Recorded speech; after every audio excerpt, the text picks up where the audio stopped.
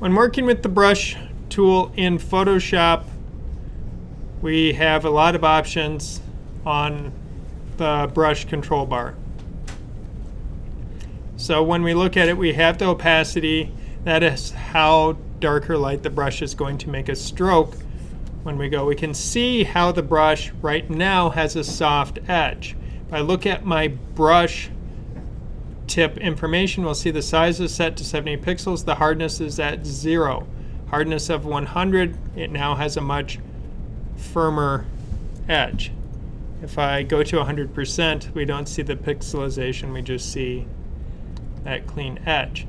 So we can modify our brushes there. We can also scrub to the list and see that we have other options. We do have these brush tips we will talk about in a little bit. We also have other brushes that create different kinds of marks, having different types of edges to them. We modify our brush opacity by going up into opacity and sliding down, or we can also modify it by hitting numbers on the keyboard. If I hit the number 5, it sets it to 50%, so now I have a transparent brush. If I hit 1, it's at 10%, and as I draw, I just keep drawing over the top until it starts to become opaque. If I hit 7, it's at 70%. If I hit 7.6, it's now at 76% opacity. 0 brings it back to 100. So we can quickly and easily change the opacity of our brush. We use the square bracket keys to make a brush bigger. And we can see how this brush is set up as a series of dots that are then looking solid and opaque. If I click once, it's now putting down almost a textural pattern. So there's a lot of different brush options that we have that we can work with.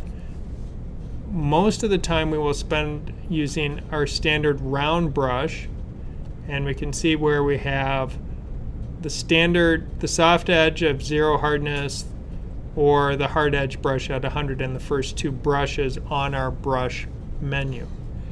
So these allow us to paint quickly and easily within our document. Now all of this brush information we also do have access to in our brush palette on the side, and we can see then our brush presets. And what the options are over here, these are the brush presets that are available, as we can now scroll through and see that we have different options associated with different brushes. Now this, one of the grass brushes, if I now choose my grass brush, choose a nice green color, we'll see that it now scatters out the brush. And that doesn't look like the single stroke that I see there. If I go to this other one, it's this other grass. And as I move, it starts randomly putting these brush items on screen. We can go grab the leaf, we'll choose a different color, and we see it even has a variety of colors. It's not just working with one color, but it does variation in that color. All of these settings on the brushes, when we move away from presets, when we look at the brush, what we see is we have information about our brush tip shape. We can do shape dynamics, which is going to control how the brush jitters around on screen. We can see the preview of it happening down here. We can see how the sizes, we can play with minimum and maximum. We can check on scattering, how many or how few. We can now start to adjust those color dynamics, so we can change a more dramatic and create a more dramatic color range with our brush as it now appears on screen. So as we work with these different options, we can click on it, and smoothing doesn't have any options, it's just on or off. What edges, noise. So there's different options that will affect how our brush responds, how it shows up on screen, and how it works within our document. So beyond just simply using a simple round preset, actually I'll just, up here it's easiest to get to the base presets. So a hard brush or a soft brush, the two standard presets. After that, it really does start to get creative and interesting as we work with our brushes. So I have this picture of Johnny Depp as Jack Sparrow, and I'm going to use this to make a brush. So with this picture here, if I make a selection, so I've now made a selection. If I go under the Edit pull-down menu and choose Define Brush Preset,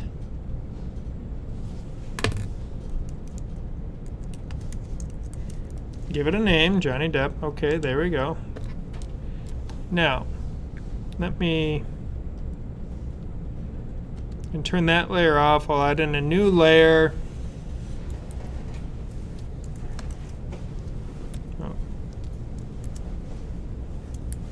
Fill it with white just so I have a clean slate in which to work. Well, if I go and grab a red color, go back to my brush, well, now see on my brush list, hey, look, there's this thing. It looks kind of like Johnny Depp.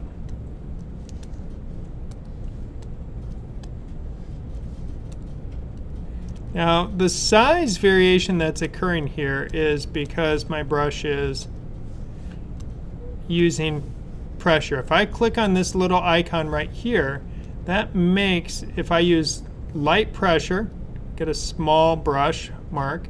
If I use heavy pressure, I get a larger brush mark. But you can see how Johnny Depp is now a brush to use on my document. If we clear that, if we go into the brush that I'm working with right now,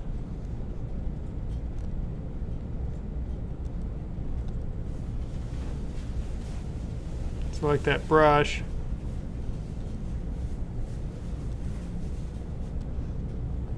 We can even go for scattering, scatter it, color dynamics, more hue, so we can see how it really is starting to create some interesting items. But it's very clear that this image was turned into a brush. Looking at the original picture, what we can, I'm just going to turn off the information and turn off that. There we go. When we look at it, what we will see is anywhere that was dark in the original image is showing up as dark with my color. If I were to change my color to, say, black, and put in a mark, let's just get a solid background under this, so we can see there it is. Now, if I were to take my original image and remove the color information from it,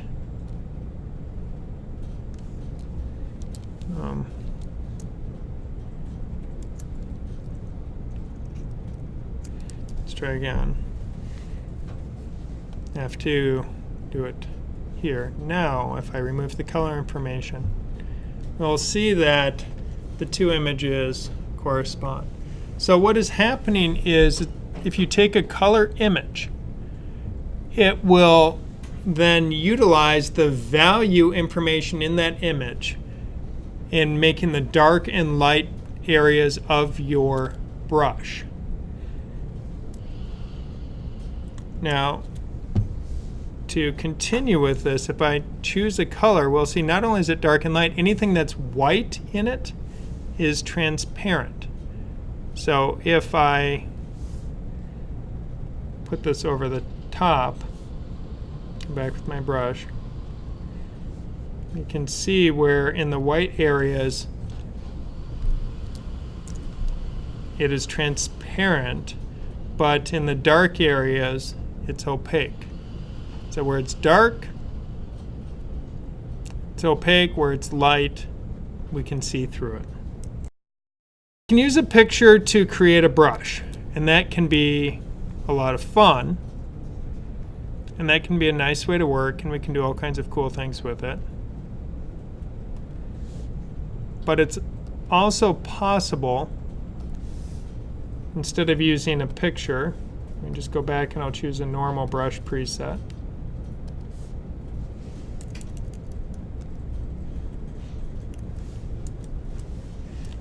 If I make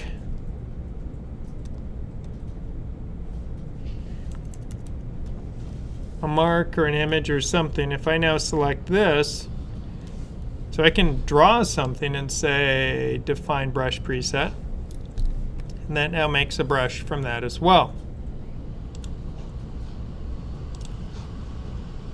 When we're working with the brushes, if I have taken a brush, any of the brushes, and then gone in and started modifying it, so I will say scattering is on. I will shape dynamics, start playing with that, get some size variation. So if I do these changes to a brush, in my brush palette, if I click on my brush palette options, we have an option to define those settings for that brush as a new brush preset, and I can give this a name. Now I started with the hard round brush, but then I've added in other information, and this one will then be with scatter. So now if I use this brush, we can see how it's creating a very different setting. If I go back and choose my original brush, makes a solid line. If I go now and grab that brush at the end that I just added, we can see we're back to using that new brush preset. So if you take a brush, create a custom preset for it, you can save that so it will stay with your Photoshop. One caveat is the brush preset is tied to the machine that you are working on. So if you make brushes on these machines, it's local to this machine. But we do have the option so that we can save out our brushes. In your brush preset window, so not in our brush but in the brush presets, if I click under my preset options, we have an option to save our current brushes, or we can load brushes. So I can load brushes from a file, which we will cover shortly. So I can save out this file, and we'll see it saves it as an ABR file. This allows me to save any custom brushes that I've done in addition to the default. So it gives me a file of all of the brushes that I currently have active. A lot of digital artists and digital painters will have brush files that they will then load just those brushes, so they don't have to scroll through a list of 200 brushes to find the one they want. They will make their set of 50 that they need for certain kinds of activities and then just keep swapping it out to have a more manageable grouping. So I can now save this, and if I were to put it on the desktop, it'll save out my brushes. Because I saved my brush file, if I want to then load it onto a new machine or onto my home machine or somewhere else, in my brush presets, go to the options, I can now say load brushes and go find the file. So I saved out this file here, my brushes. If I open that, it will add the brushes to my current set of brushes in Photoshop.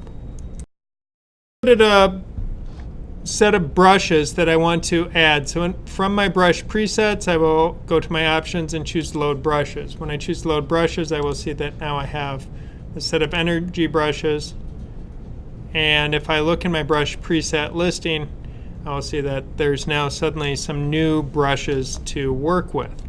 Now, I'm going to clean out this layer that I have here and grab one of these cool energy brushes, and we can see it creates an interesting line. Grab another one.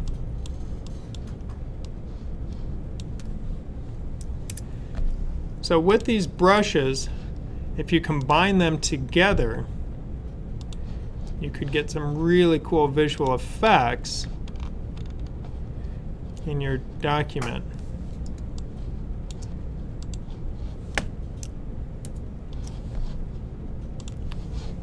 Instead of trying to paint that, I was very quickly and easily able to get that. So if I wanted to create a character that was shooting an energy blast, like a Harry Potter character or a Dragon Ball Z character or something, we can find brushes that will give us the visuals that all we have to do then is load the brush, choose a good color, click the brush, and it shows up on screen. There's great brushes for fire and smoke freely available to give you some cool effects when you're working in Photoshop.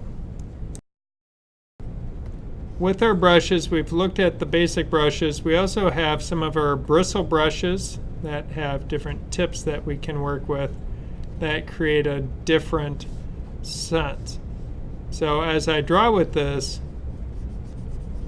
we'll see how it's responding to the tilt of my brush. And if I use lighter pressure, heavier pressure, as I tilt my brush, that's transforming how this bristle brush responds to my painting. If I grab the fan brush, again, the same way. So it now can start to behave in some ways almost like a real brush. So it's a different sense, and this kind of tilt action with the brush, and we can see the little brush window up here, that is happening based on me tilting my brush before I start to draw. So the tilt brushes, as they respond, are really an interesting addition that they've put into Photoshop for painting purposes. And we can see that we have other, again, different tips that are going to do different kinds of marks as we go to draw. Those marks are further modifiable by going in and changing the preset on that brush.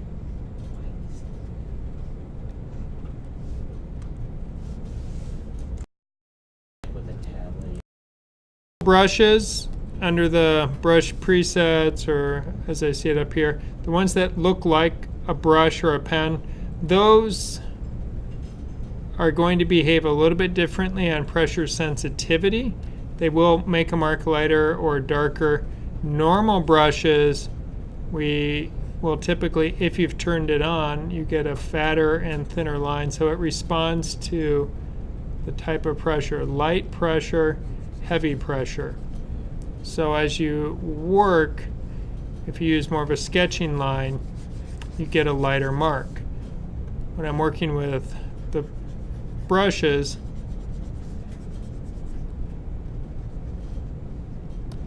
I can press hard, I can press soft, and it's really more dependent on how the brush dynamics have been set up for that particular brush. So then if I go to shape dynamics,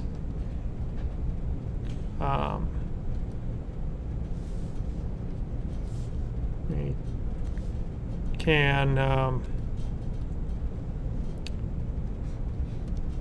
make it based on pen pressure, so that if I press harder, I get one mark.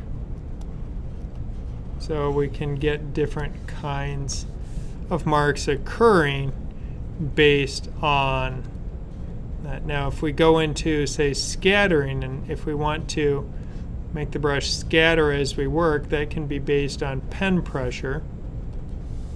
so that if I press softly, if I press hard, it scatters it wider. So light pressure, heavy pressure, we can see it's providing a different mark to it based on pen pressure. If your pen is responding to tilt, it can also work with tilting and rotation. So we have different options that we can apply as we work with our brushes. Now if you turn on the airbrush mode, that means the longer you hold down in one place, it just keeps loading that brush. And if I choose more contrasting color, we'll see how just by holding the tip down, it's like pushing the button on the end of an airbrush or on a spray can. It progressively fills it in. And if I don't have that selected, if I press, it only while I'm moving the brush deploys that coloring into my painting. Now that we've exhaustively talked about the brush tool, we are going to look at the mixer brush tool, which is one of the cooler paint tools that is present in Photoshop. The way the mixer brush tool works, we typically will use either dry or wet as our settings. When we choose dry, if I now select a color for my brush and start working, it works with what would be an opaque paint. Now, this brush, and as I work with it, let me just choose a more normal brush shape on it. As I paint, we'll see it can, oh wait, it disappeared. Let me get a color that contrasts everything. So I chose black. I paint, and the brush ran dry because it's been loaded 50%. If I set the load at 100%, my brush will paint forever and never run out. If I set the load at about 8%, we see it runs dry very quickly. So that's working with a dry brush. Now the wet brush will take and start working with the color and blending the colors that are there. Now my brush ran out of color, but if you've ever played with the smudge tool, the mixer brush under a wet setting is almost like the smudge tool. So if I go and change my loaded color to blue, now it starts out with a little bit of blue, and then it will start to run dry. I've run out of blue on my brush, but you'll see that now I'm able to pretty much just start mixing the colors that are there. Now, I'm drawing really fast and long, and it takes a little while sometimes for it to catch up to what I am doing. If I have a large image, it's possible with the mixer brush. Now here it's working. Now if I zoom out into my image and start going, what I can find is if it's trying to mix too much, is that it will start having a hard time keeping up. These computers have enough horsepower, it's not too noticeable. If you use an older computer, or I was working on my laptop and I had to be really zoomed in, otherwise I would scribble for about 5 seconds, then have to wait another 8 seconds for it to catch up to where I let go of my brush. So you have to start using short motions or short strokes, otherwise it can't figure out what you are doing. Wow, there's all kinds of really bad marks in that particular image. So if your picture has too many pixels, and now I don't really like the hard brush, I'll go for a softer edge brush. So if you have too many pixels and you're looking at too much of the image and you go for too long a period of time, and your computer is not the most powerful one, you may find that you're spending time waiting. So if you make a stroke, make a stroke, make a stroke, and keep going, that can work better. Now, we have some options here with it where we can make it reload the brush every time, or we can clear the brush. So each time I click down, what is happening? Wait for my tooltip. It reloads the brush every time I do a stroke. If I don't want that, we can turn that off. If we want it to clear our brush after every stroke, so it's now clear, I can choose my color I wish to paint with by clicking in my palette, or if I know there's a color on my image I want, I hold down the Option key, click, and it now can select a color to start working with it. There we go. So we can notice up here how it's choosing that as my brush. Now if my brush were a smaller circle, it would choose a smaller area, or I can go back and choose another color. So it paints with that color until it runs out, the load has expired, and then it's just going to be mixing the color. Now I just have a dirty brush that I'm smearing all over my picture.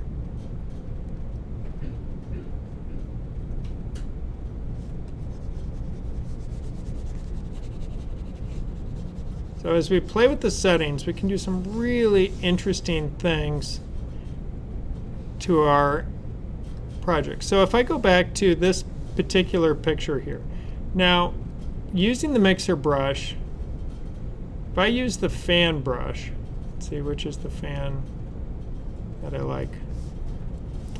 No, it's the other one. So using the fan brush and shrink it down. Now if I do this,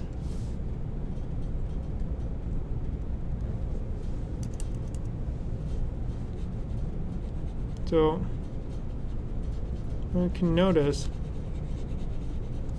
it's maintaining not too much.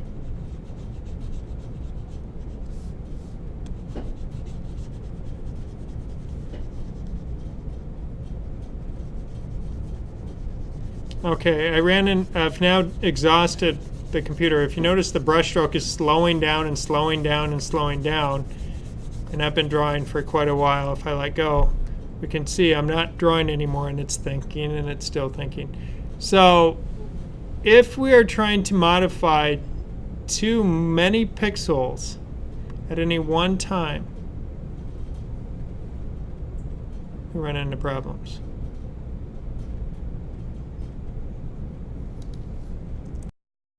Mixer brush, one thing that I can do is if I add a clean layer on top of my picture, I will now be doing non-destructive editing. If by default sample all layers is turned off, if I select that so it's turned on, what it's going to do is it's going to now paint on this new layer with the pixels that are underneath. Now if I take an image, you can see how it's struggling to keep up. But now if I hold down the space bar, zoom around my image, zoom out a little bit. So now I'm only working in a small area where I'll see that I can add in my strokes. Now, as I'm doing the strokes, if I want to follow my hand motion and not have to bend my arm at a funny angle, I hold down R. I can rotate my canvas, and then I can keep painting.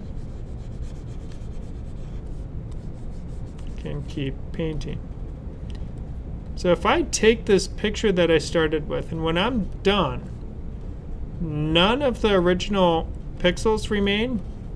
All I have is color that's been manipulated. I'm now able to start working on something that becomes more my own instead of a photograph provided by someone else. I want purple, I want some blue.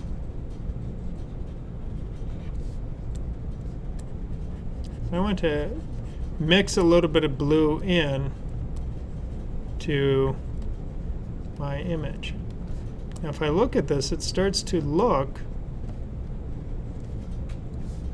very much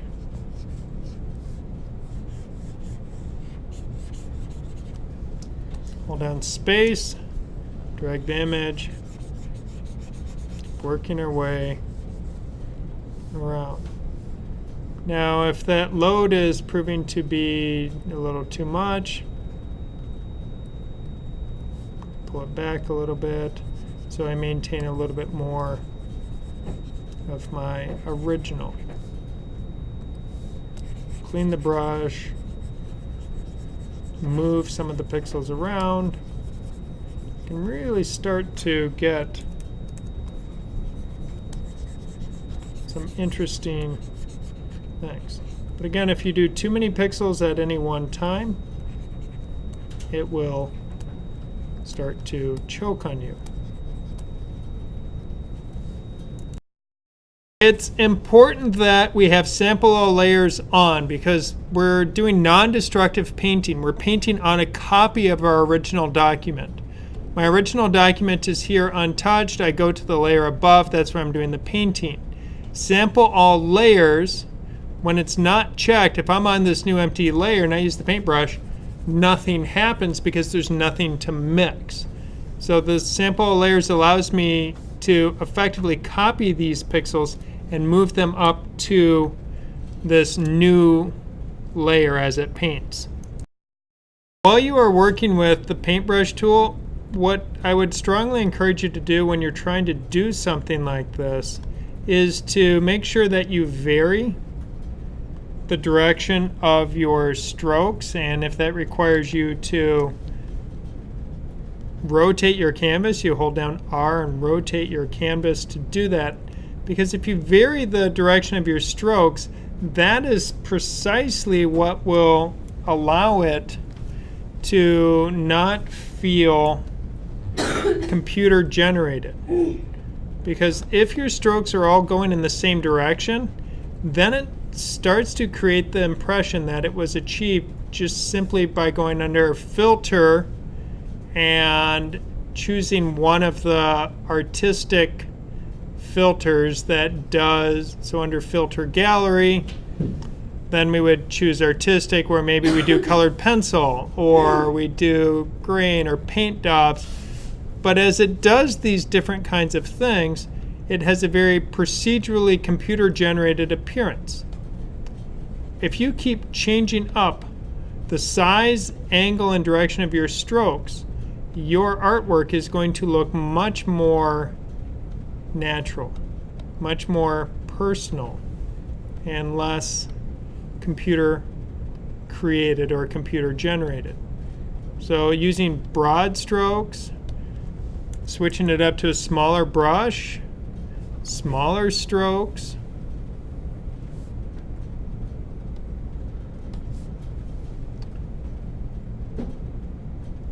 pull some of the options down, so I'm changing around my mix setting, my load setting to try to further add in. If I do mix at 100%, it adds very little of my loaded brush. If my mix is set to a much lower number, it will show more of my loaded brush color as it comes in and mixes into my painting. So we can start to vary what is showing up or how it is showing up within our image. Using, again, changing up direction, changing up the stroke, changing up our loading, changing up our mix, So how strong do we want that added color to appear inside our document? If I take my painting that I've worked on, original painting, now I can jack up and give it a very garish coloring, but perhaps I don't want all of it to be that garish. Well, adjustment layers have masks associated with them. Using all of my newfound super awesome brush skills that I have, I can now paint on this. If I work it, I can start to tone things down so you can see how the mask is changing. So we're able to, by creating this mask and toning it down, I can even create areas of interest. So starting to create where certain pop areas that have visual movement or flow. So we could use, there I used vibrance, but we could just as easily do something with hue saturation where I could pull it down. And again, it's a mask, so we can paint on this, pulling things up, and by controlling where these elements are starting to show up on screen, we can further claim this image as our own. If I want to add in more mixer brush painting, I can certainly do that. So I can work with the mixer brush. I'm going to pull my load down a little bit, put the mix up a little bit higher. And now it's grabbing from what's underneath, so I can keep working without disturbing what is there. I want my mix not quite at 100. Pull the load down.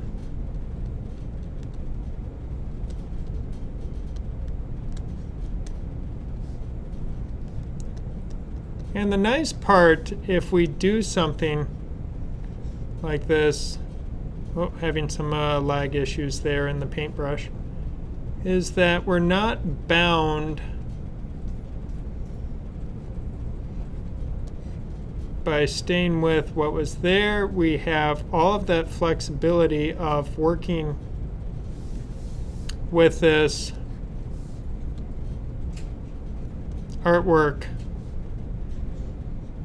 through layers. So as I do this and decide, yeah, I like it, I don't like it, well, I can turn it off without having to rely on how many undos do I have access to, because I can now take where I just added in all of this additional layer of paint as I am further refining my image to suit my needs.